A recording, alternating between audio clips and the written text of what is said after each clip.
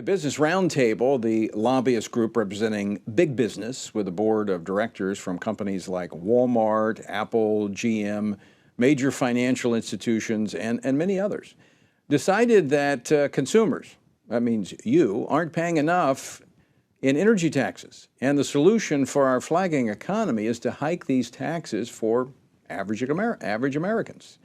They are billing it as, quote, a price on carbon. But that clearly means new federal taxes on energy paid by, guess who? Consumers. Fortunately, congressional Republicans are calling this for what it is. And I'm joined now by phone by one of the most outspoken opponents, Republican House Whip Steve Scalise. He's a member of the House Energy and Commerce Committee. He represents Louisiana's 1st Congressional District. Steve, welcome back to the program. Tony, always great to be with you. Thanks for having me. Well, first off, I mean, just how tone deaf is the Business Roundtable if they're deciding right now when Americans are paying a historic price at the pump, they're paying historic prices for all energy, they want to raise taxes on energy? What's this about? Yeah, Tony, and in fact, that's exactly what I called it, tone deaf, as well as really harmful to working families. I mean, families are already struggling from inflation, from high gas prices, all because of the real far-left Biden and Pelosi agenda. The last thing we need is a national energy tax, and of all people, to be coming from a business group. And so I felt it was really strong and important, as well as my HEAT team, the House Energy Action Team co-chairs, Jeff Duncan from South Carolina and Mark Wayne Mullen from Oklahoma. You know, we wanted to send out a strong statement to say this isn't the right approach. You know, having a national energy tax is actually going to make things worse. We should be focused on what we can do to get the economy back on track, to lower inflation, to lower gas prices. And frankly, it involves more American energy, not taxing American energy. So let me just jump right to the heart of this, Congressman Scalise. Is this not big business with this virtue signaling to the left on climate change? Yeah, and we've seen this from some other organizations as well. Again, primarily the very large, super large corporations, not, you know, your mom and pop small businesses, your medium-sized businesses. They don't want a national energy tax. They don't want higher tax rates at all because they're barely struggling to get by. They can't find workers. They're competing against the federal government who's paying people not to work. They've got mountains of new regulations coming at them from the Biden administration, and yet they're almost trying to just kind of play in both camps. You know, we'll be a little bit pro-business and we'll be a little bit pro-socialist and kind of give a bow to some of the Biden administration's most far-left radical supporters. You can't do both because they hate Right. these businesses anyway. The far left hates every industry. They're going after the energy industry, the banks, you name the industry, they're going after them, and with higher regulations and higher taxes. We don't need more of that. Full disclosure here, Steve, you and I go way back. In fact, you and I were elected the same time in Louisiana back in 1996. And I think if we went back and looked at the record, you and I were probably at the top of the list in terms of having a pro-business record from what was LABI back in Louisiana. And I've long been, I mean, the reason we're free market people. We believe that the market works if you have fewer taxes, less regulation.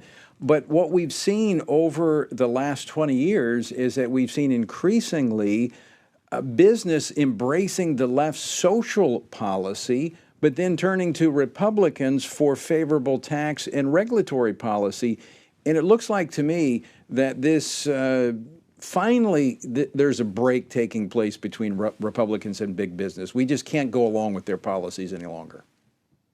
And Tony, I think you hit the nail on the head. It is a shift. It's not something that's always been the case, but we're starting to see it with the wokeism. Okay, and look, woke corporate CEOs. There's more of them. They're kind of injecting themselves into these boards. You're getting a lot of these radical activists that are getting on boards of major corporations, and they're putting pressure on those corporations to go against the very things that those corporations do. You know, big energy companies, they're trying to get the energy companies to be anti-energy, and they've actually infiltrated some of those boards to the point where the CEOs are saying things that would it's not like they're for saving the planet. They talk about global warming and climate change, but the policies actually make it harder to produce energy in America but make us reliant on countries like Russia, dictators giving money to Putin, giving money to Iran and Venezuela, who emit more carbon. And so all you do is crush American jobs. You hurt the hardworking families of this country. And we've got to be vocal against it, Tony, because as you and I both were in the legislature, we're pro-business and pro-free market. We want opportunity for everybody.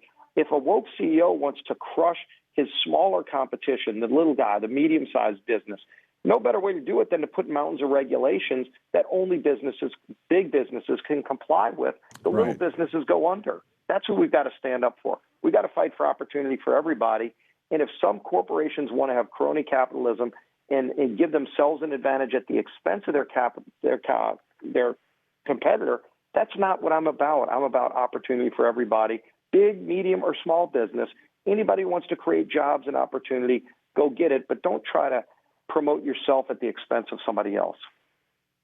Yeah, so true. In fact, if you step back and you look at who actually produces the most jobs collectively, it is small to medium business. It's not the big guys. I know the big guys have those big payrolls, but when you look across the country, the number of small businesses and what they generate, and you're absolutely right, they're put at a disadvantage by these taxes and regulatory policies that the big corporations are okay with.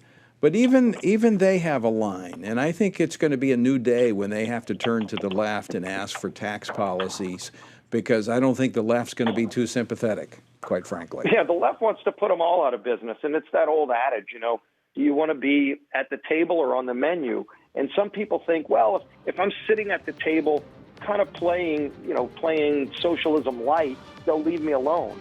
They're not. They still want to carve up the big businesses, too. They hate all of those big corporations as well as small businesses.